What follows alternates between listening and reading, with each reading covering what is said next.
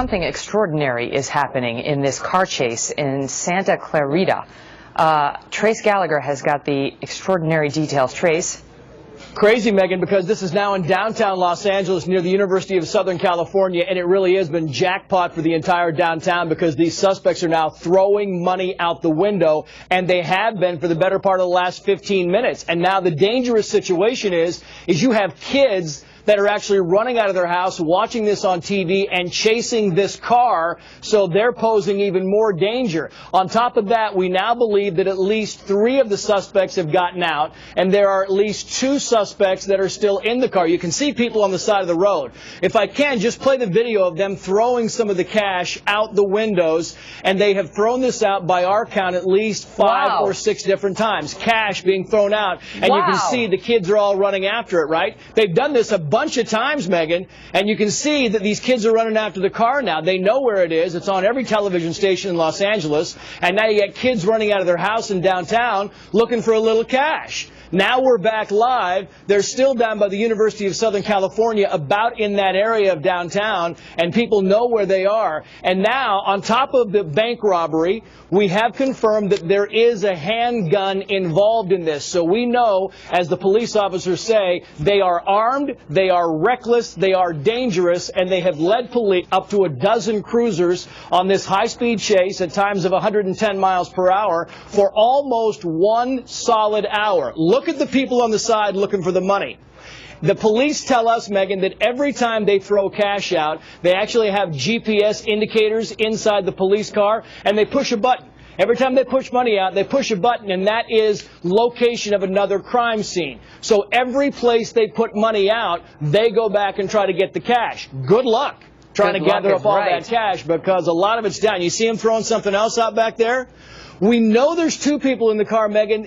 It looks to me like there could be 3. I mean, we know 3 people have gotten out, but you can see there's some more. and they're jumping in front of the cops, right? And they're getting in the way. They're trying to jump in front of the cops like, hey, give us the money, give us the money. I mean, this is downtown Los Angeles, a very impoverished area. And when you got people throwing money out, you've got some people that badly want that money. It's a black Volvo. And again, we have kind of reiterated this. They've gone over and they've run the license plate. So if this car's not stolen, they know who they're dealing with. They will try to contact this guy. If he has a cell phone, they'll try and contact his cell phone. Some of them pick up, some of them don't.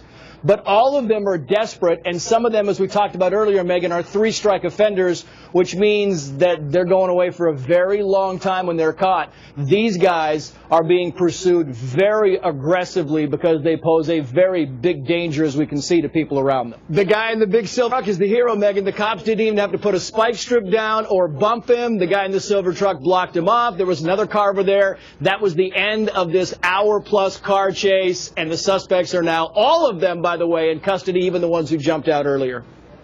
That's how it always ends. And yet, and when they got out, all the folks were clapping their hands, and we weren't sure whether they were clapping because the police were apprehending the bad guys or because the bad guys had been giving money to so many of the folks in downtown L.A. Now the police will begin their task of trying to review the TV footage to find out exactly who took it. The Robin Hood car chase ends. Although, query whether the folks who keep their money in the bank in downtown L.A. are really the rich from whom they stole. It's probably a lot of good people who didn't expect their money to be stolen by these, now 6 suspects? 3 were in the car, and you said a few got out as well? Yeah, the FBI has now confirmed that the 3 who got out have also been apprehended. The 3 in the car, clearly apprehended. And so everybody is now in custody, Megan, and the chase is over, and nobody, amazingly, from the crowds in the street got hit. Yeah. And that's the amazing, but they were driving on sidewalks while we were in the break. Look at the size of the crowd that has come out to see this arrest take place. There was not a lot of resisting going on once they actually got the car. Of course, the entire police chase is considered resisting arrest, but once they actually got to the car, the men seem to have been apprehended with very little trouble by the police.